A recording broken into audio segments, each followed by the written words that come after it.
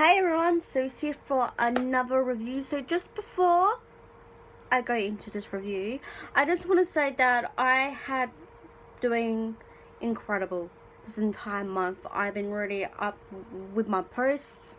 I've been making sure that I try to get through all of my NCIS marathon, and I have about 4 seasons to go, which is fantastic. I'm hopefully to get season 10 done over the next week to try and get that out. And I have accomplished so much this month, and I'm incredibly happy for it. So let's get to this review, shall we? So I just finished season 9 of NCIS, which has 22 episodes, and it was originally released between 2011 and 2012. 12, huh? But where did it end? Yeah, I'm still going to go on about it because it's just hilarious. So I want to talk about the cast of this entire season. A lot has changed in the season. Jimmy Palmer gets married at the end of the season. Brianna, she's so beautiful. The actress that plays her, you guys are incredible. Keep at it. I cannot wait till more storylines from them both. We had recurring, we had people coming back, like Fornell came back. We had Kate's sister come back as well. We have a new agent, well, kind of a new agent that was introduced in an episode, which I will go on and talk about to you guys. He's a cool, shy guy, and he's also gay, and that's okay too. We also have Jamie Lee Curtis, who stars in the majority of the season, and she plays her character so well. And did you guys know that Mark Harmon and her actually get married in Freaky Friday? And yes, that is true. And even though I haven't watched it for a while, it is true. So we have great special appearances by the girl who plays Casey Novak in Law and Order. And yes, I cannot pronounce her name. Diane Neal, I think it is. God, I hope I got her name right. Like I said, I'm very bad with names. We had Gibbs's and Fennell's ex-wife comes into it, which is very interesting. We have Tony DiNozzo's father came back in the season. Now, some of these names I can't pronounce. Now, we do see Caitlin Todd come into an actual episode. We see Jenny Shepard come into an episode, and I miss both of them. We see Mickey's grandmother and oh my god, this actress, oh my god, I love her. She plays Frankie in Grace and Frankie. I cannot pronounce her name, and she recently got a Life Achievement Award. You're my girl.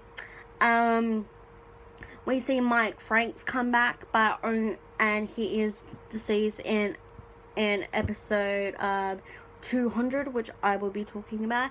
And we also see Gibbs's father comes back, and also in episode in the big episode 200 episode. So let's just have a little talk about the season. So we come back from the season finale, everything that happens with Barrett's team. One of them is killed, and I hope by now you've all actually seen the episode. This is a little summary. Tony was shot in the first episode, and throughout the entire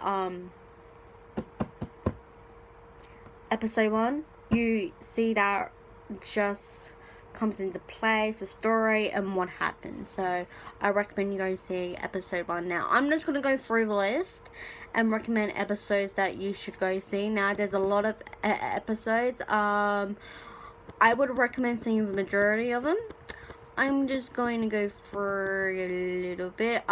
Engaged, so that's part 1 and part 2. They're episodes 8 and 9. Go see them, they're incredible. Let's go down a little bit more. And yes, I am reading this off of Wikipedia. I know, I know. But anyways, I would definitely, episode 11, Newborn King, that's on Christmas Eve to Christmas Day. And I had a feeling that this episode will come in, and it's about something around Jimmy and his future father-in-law, and you see him tackle that. They go save a heir. Basically, that's what the Newborn King comes from as well. What else can we do? In episode 12, which continues from episode 1 from the beginning of the season, you see that actually conclude in housekeeping, and that's episode 12. Now in episode 200, we see Gibbs in a diner, and he's about to get shot. Now you see throughout that entire episode on what that is around, we get to see Caitlin Todd, Jenny Shepherd, we get to see Mike Franks, we get to see his father, and we get to see so many of Gibbs' life flash before his eyes, and that is an incredible episode that I personally like. Now the majority of most of these episodes are all tied into the last episode, and I'll go through that storyline in just a few secs. You see in the season, which is episode 15, Secrets. Now we get to see DiNozzo's ex, Wendy, come in, and they have to work together, and you would just see what that is. Now, to the most of the ending of this entire season, basically we have a father who's doing justice and revenge for his son. Now, people go through losing their children in a very painful way because they don't know how to cope. Now, I never had a child, and I never lost a child, so I don't know how that is. Now, I want you to go actually watch these episodes. Now, I would go from episode 16 to the end of the season. Definitely go watch it. So I recommend every single episode till the finale, because it all goes in together. So basically, it's Jimmy's wedding at the end of the season. And he understands that his co-workers can't go to his wedding because of, like I said, that guy who is getting revenge based on his son's death. And that's something I would never agree to. Never. So basically he targets a lot of faulty stuff, wiring to ships, and basically blowing up.